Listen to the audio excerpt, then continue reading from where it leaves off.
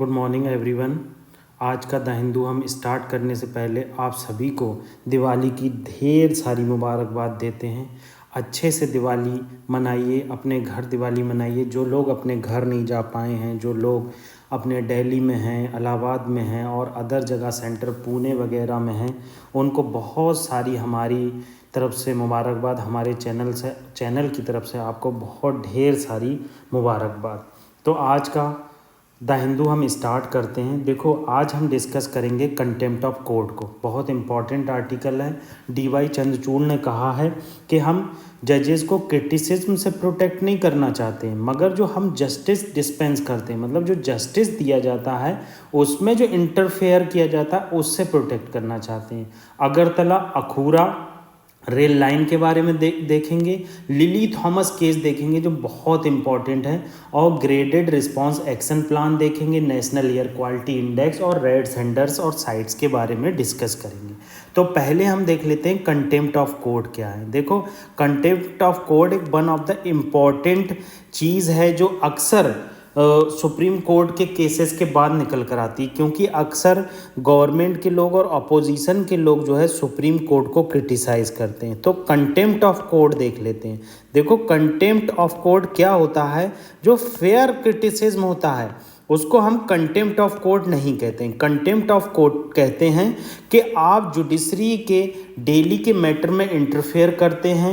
जो जस्टिस है, जैसे जस्टिस को डिस्पेंस किया जाता है, उस डिस्पेंसन में जो इंटरफेरेंस किया जाता है उसे हम कंटेम्प्ट ऑफ कोर्ट कहते हैं। ठीक है। अब क्या होता है, जैसे अनवारंटेड अटैक किया जाता है। जैसे क्या होता है, सुप्रीम कोर्ट ने मान लीजिए अयोध्या वर्डिक्ट दी, तो किसी ने कहा अयोध्या जो वर्डिक्ट दी गई है ये बिल्कुल गलत है और इसमें सुप्रीम कोर्ट के जजेस ने पार्शियलिटी की है, हिंदू मुस्लिम किया है, ये सब वो अगर कहा जाता है तो सिविल कंटेम्प्ट और क्रिमिनल कंटेम्प्ट आपके ऊपर लगाया जाता है। ठीक है।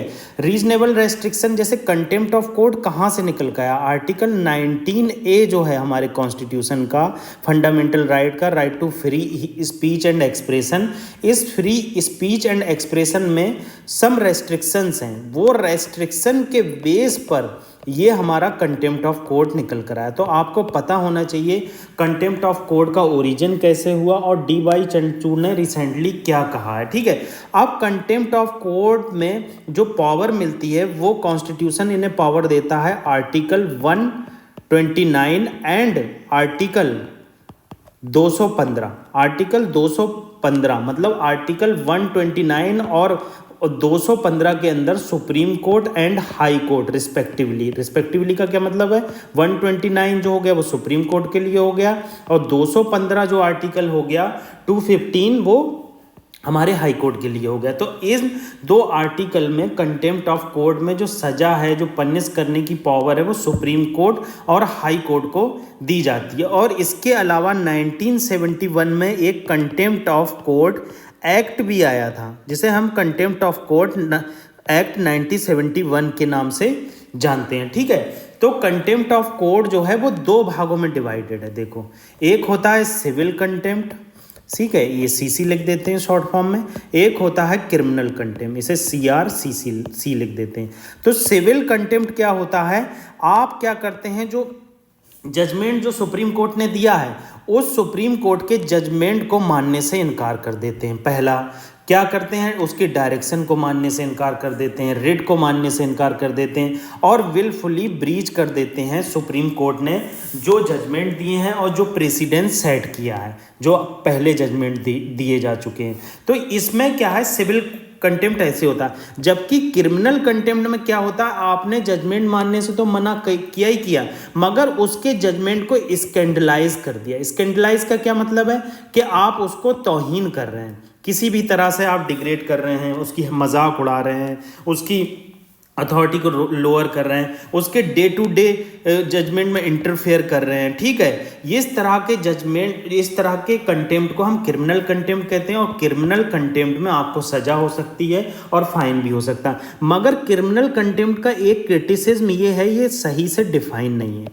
कि क्रिमिनल कंटेम्प्ट कौन सा कहा जाएगा। ये सुप्रीम कोर्ट के ऊपर है कि किसे क्रिमिनल कंटेम्प्ट करार दे और किसे नॉन क्रिमिनल कंटेम्प्ट करार दे। ठीक है, अब क्या होता है, जैसे क्या होता है कि जब कंटेम्प्ट का केस स्टार्ट होता है तो कंटेम्प्ट के केस में क्या होता है, या तो स्यूमोटो सुप्रीम कोर्ट के या हाई कोर्ट के द्वारा संज्ञान लिया जाता है, या फिर क्या होता है हमारे अटॉर्नी जनरल जो हैं और सॉलिसिटर जनरल सेंट्रल गवर्नमेंट में जो हैं उनके द्वारा एप्लीकेशन जाती है, और हाई कोर्ट में एडवोकेट जनरल को पहले एप्लीकेशन जाती है। देखो आप पहले यहाँ एक चीज़ समझ लो, कोई भी कंटेम्प्ट जो केस होता है विद इन 1 ईयर में कंप्लीट, मतलब विद इन 1 ईयर उसको कंटेम्प्ट लेना चाहिए, या फिर विद इन 1 ईयर वो क्राइम कह सकते हैं, या उसे कह सकते हैं कंटेम्प्ट विद इन 1 ईयर किया गया होना चाहिए। दूसरी चीज़ क्या है कि अगर सुप्रीम कोर्ट स्यूमोटो संज्ञान नहीं ले रही है तो उस केस में क्या करते हैं, हाई कोर्ट जो स्टेट गवर्नमेंट है स्टेट लेवल पर,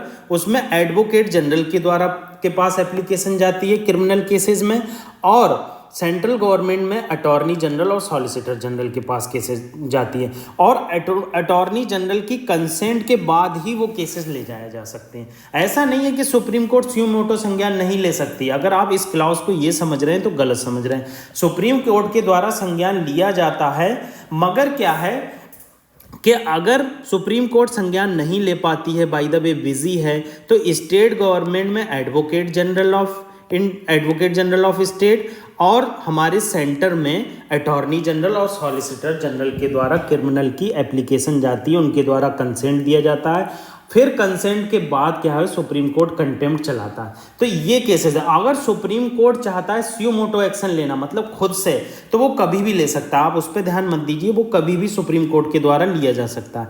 अब देखो एक चीज़ यहाँ पर जान लो, अगर आप फेयर क्रिटिसिज्म करते हो, देखो फेयर क्रिटिसिज्म क्या होता है, कोई सुप्रीम कोर्ट की वर्डिक्ट आई, आपने कहा सुप्रीम कोर्ट को ऐसा नहीं करना चाहिए था, सुप्रीम कोर्ट को इसके खिलाफ वर्डिक्ट नहीं देना चाहिए थी क्योंकि ये रीज़न है, तो आप आसानी से क्रिटिसाइज कर सकते हो ट्रुथ के ग्राउंड पर। मगर आप उसको स्कैंडलाइज कर रहे हो, उसको बहुत ज़्यादा डिग्रेड कर रहे हो, तो उस केस में आप पर कंटेम्प्ट का केस चलाया जाएगा। तो इस तरह से हमने कंटेम्प्ट ऑफ कोर्ट के बारे में जाना, कंटेम्प्ट ऑफ कोर्ट के आर्टिकल के बारे में जाना जो आपको पता ही होना चाहिए। कंटेम्प्ट ऑफ कोर्ट के article 129 and article 215।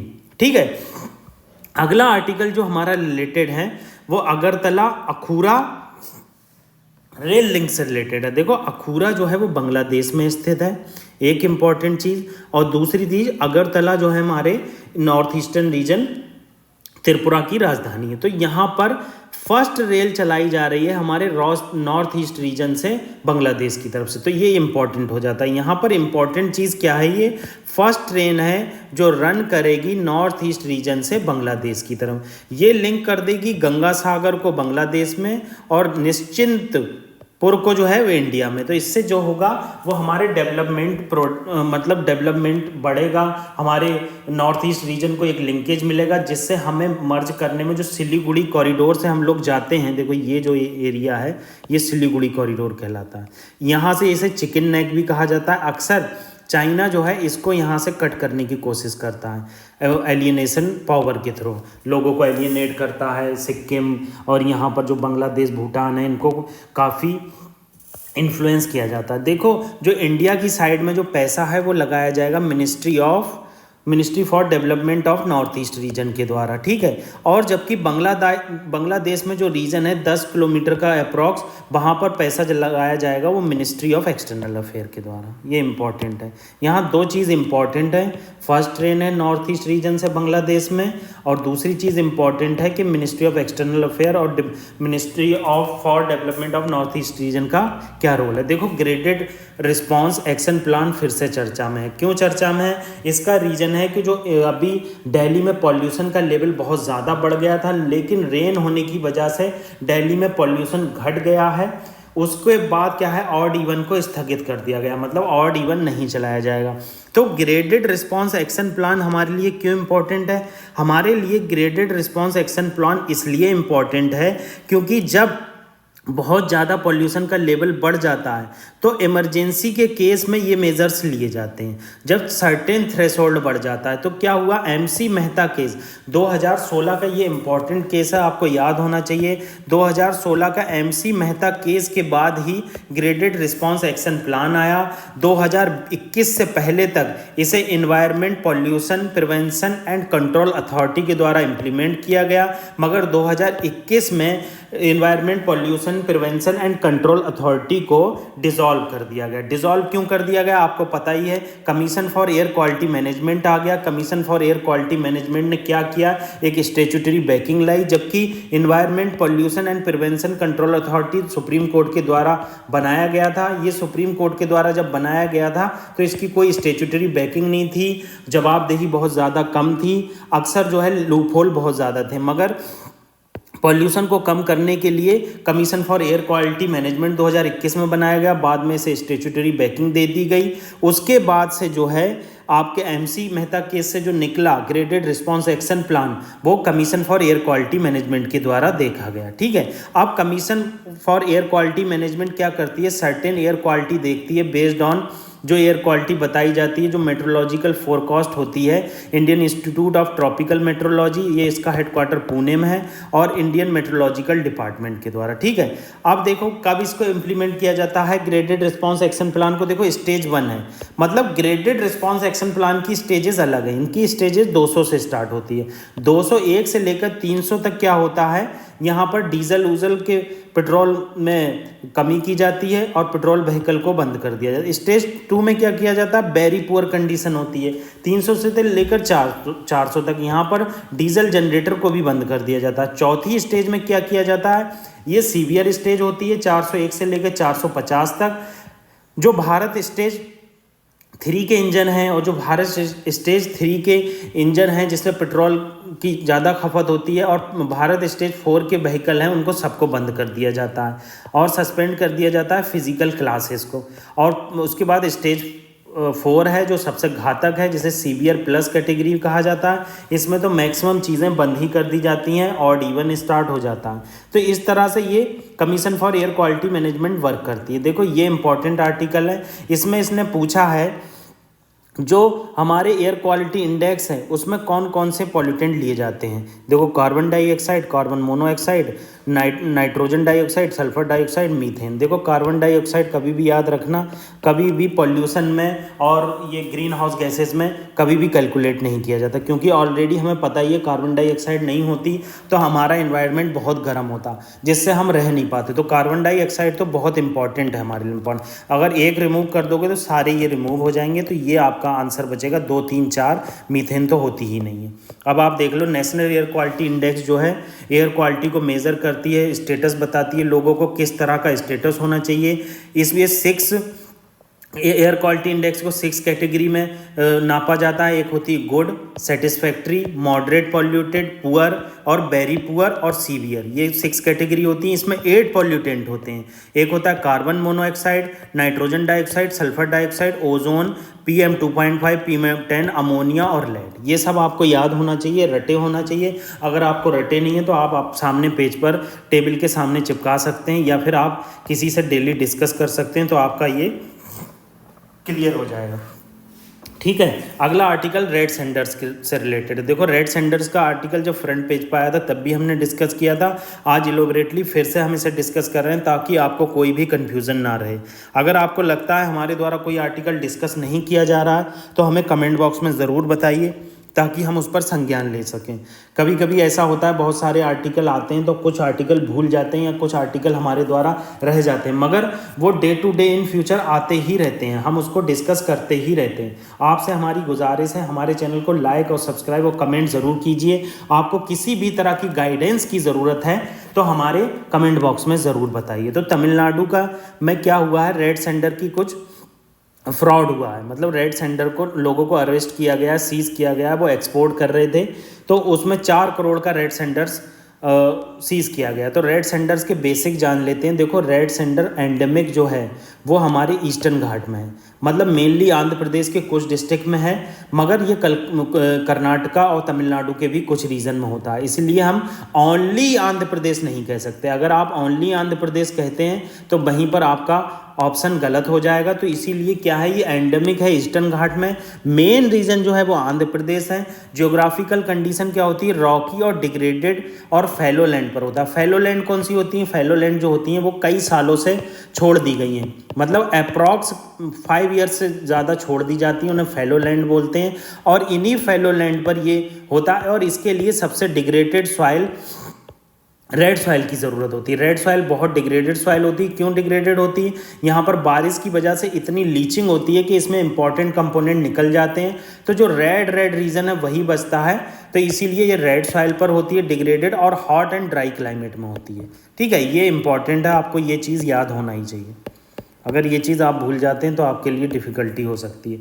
IUCN status देख लेते हैं। इसका IUCN स्टेटस जो है, IUCN रेड लिस्ट में इंडेंजर्ड है और साइट के अपेंडिक्स 2 में है और शेड्यूल 4 में है। देखो ये इंपॉर्टेंट क्यों है, क्योंकि आप अक्सर देखते होगे जो चीज़ इंडेंजर्ड होती है वो अपेंडिक्स 1 में होती है और शेड्यूल 1 में होती है, मगर यहाँ पर ये इंपॉर्टेंट क्यों है, ये शेड्यूल 4 में है और अपेंडिक्स 2 में। इसे अपेंडिक्स 2 में इसलिए रखा है, इंडियन गवर्नमेंट ने रिक्वेस्ट की थी साइट से कि आप जो है अपेंडिक्स 6 में रखिए ताकि हम इसका रेड सेंडर्स का एक्सपोर्ट ईजिली कर सकें, क्योंकि जापान में जो इंस्ट्रूमेंट बनते हैं, म्यूजिकल इंस्ट्रूमेंट बनते हैं, तो वहाँ पर इसकी बहुत इंपॉर्टेंस है। तो इसे साइट 2 में रखा गया और शेड्यूल 4 में इंडिया में इसीलिए रखा गया है कि ईजिली इसका एक्सपोर्ट हमारे द्वारा किया जा सके और जो लोग इसमें इन्वॉल्व हैं उनकी जीविका उपार्जन में अच्छे से यूज़ किया जा सके। देखो साइट्स क्या है, एक इकोनॉमिक इंटीग्रेशन का एग्रीमेंट है। देखो साइट्स की फुल फॉर्म क्या है, convention on international trade in endangered species. तो इंडेंजर्ड स्पेसीज हैं जो क्रिटिकली इंडेंजर्ड थ्रेटेंड स्पीसीज, उसके ट्रेड को रेगुलेट किया जाता है। इसको बनाया गया था 1963 में IUCN, international union for conservation union, मतलब international union for conservation of nature के द्वारा बनाया गया था और इसको इन्फोर्स किया गया 1975 में। इसका मेन उद्देश्य यही था, जो इंटरनेशनल ट्रेड है उसको रेगुलेट करना। जो इंडेंजर्ड स्पीसीज एक जगह से दूसरी जगह जाती हैं उसमें बहुत ज़्यादा नुकसान होता है, उस नुकसान को कम करने के लिए इसको बनाया गया था। क्योंकि इंडेंजर्ड स्पीसीज ऑलरेडी कम है, अगर उनका ज़्यादा ट्रेड किया जाएगा तो उनको एक्सप्लॉइट किया जाएगा और एक्सप्लॉइट किया जाएगा तो हमारे नेचर से वो ख़त्म हो जाएंगी। ठीक है, ये लीगली बाइंडिंग है और ये लीगली बाइंडिंग है, इसीलिए कोई भी लॉ बनाने की ज़रूरत नहीं है। अगर आपने इसको साइट्स को साइन कर लिया है तो आपकी कंट्री में ये लीगली बाइंडिंग हो गया, कोई एक्सटर्नल लॉ की ज़रूरत नहीं है। जब भी कोई स्पीसीज़ का एक्सपोर्ट इंपोर्ट किया जाएगा इंडेंजर्ड और थ्रेटेंड स्पीस का, तो वो उसे रेगुलेट किया जाएगा। ठीक है, साइट्स का खुद का सेक्रेटेरिएट नहीं है, इसका सेक्रेटेरिएट UNEP में है। आप याद रखना, इसका सेक्रेटेरिएट UNEP में है जो जिनेवा में स्थित है। सैंडलबुक स्पाइक डिजीज़ के बारे में जान लीजिए। देखिए ये सैंडलबुक स्पाइक्स डिजीज़ जो है फर्स्ट टाइम कर्नाटका में इमर्ज होकर आई थी। देखो यहाँ देखो लिखा, कर्नाटका कोडुकी डिस्ट्रिक्ट में 1899 में आई थी। ये एक इन्फेक्शियस डिजीज़ है जो बैक्टीरियल पैरासाइट की वजह से होता है। देखो पैरासाइट जो है वो किसी होस्ट में रहता है और वो खुद की एनर्जी नहीं बनाता, वो किसी और से एनर्जी लेता है। तो इस वजह से ये जो जिस पर भी पैरासाइट रहता है उसको बहुत ज़्यादा नुकसान पहुंचाता है। इस पैरासाइट का नाम है, बैक्टीरियल पैरासाइट का नाम है फाइटोप्लाज्मा। फाइटोप्लाज्मा जो है इंसेक्ट के थ्रू, इंसेक्ट बैक्टर किसे बोलते हैं, कोई भी चीज़ जो है, मान लीजिए ये रोहन है और ये मच्छर है, इसको बैक्टर बोलते हैं क्योंकि यही मच्छर के पास जो पैरासाइट है या बैक्टीरियल पैरासाइट है वो रोहन के अंदर ट्रांसमिट करेगा। इसी को हम बैक्टर बोलते हैं। जो एक मतलब आप बैक्टर उसे मान लीजिए एक मोबाइल को, हमने रोहन ने यहाँ मैसेज किया मुझे और मैंने मैसेज जो क्या है वो रामू को कर दिया, तो मैं क्या हो गया, वेक्टर हो गया, एक जगह से दूसरी जगह ले जाने वाला। ठीक है, इसमें कोई भी ऑप्शन नहीं बचता है, ओनली वन ऑप्शन रह जाता है, आपको कट ही करना पड़ेगा। इससे क्या होगा, बहुत ज़्यादा नुकसान होगा और बहुत सारे ट्री को रिमूव किया जाएगा। ठीक है, तो ये चीज़ हमने जानी कि कैसे साइट्स का इमरजेंस हुआ। रेड सेंडर्स IUCN साइट्स और वाइल्ड लाइफ प्रोटेक्शन एक्ट में कौन से स्थान पर है, क्यों इसे इस स्थान पर रखा गया है। अब आप एक चीज़ और जान लीजिए, लिली थॉमस केस। देखो लिली थॉमस केस बहुत इंपॉर्टेंट है। क्यों इंपॉर्टेंट है, क्योंकि क्या होता है, जैसे राहुल गांधी का जो सस्पेंशन हुआ, तो एमपी और एमएलए को जब 2 साल से ज़्यादा की सज़ा हो जाती है तो उस केस में उन्हें इमीडिएट सस्पेंड कर दिया जाता, मतलब एक्सपेल कर दिया जाता। आप लोकसभा में अटेंड नहीं कर सकते, आपका जो बंगला है वो छिन जाएगा। तो ये जो इमीडिएट सस्पेंशन का कॉन्सेप्ट है, ये लिली थॉमस केस से आया। तो ऐसे जो क्वेश्चन हैं यूपीएससी को बहुत पसंद आते हैं। तो आप लिली थॉमस केस ज़रूर याद रखना। लिली थॉमस केस क्या है, जो एमपी और एमएलए का सस्पेंशन होता है, उस एमपी एमएलए के सस्पेंशन के केस में बहुत ज़्यादा इंपॉर्टेंस है। अगर जो एमपी एमएलए सस्पेंड किया जा रहा है तो उसको तुरंत एक्सपेल करना, तुरंत उसको निकाल देना, बंगला छीन लेना, या फिर उसे पार्लियामेंट में कोई भी सिटिंग जो है अटेंड ना करने देना, सेशन से एक्सपेल कर देना। इस तरह की जो चीज़ें हैं वो निकलकर लिली थॉमस केस से आई। तो ये आज हमने इंपॉर्टेंट आर्टिकल डिस्कस किए। अच्छे से आप लोग दिवाली मनाइए।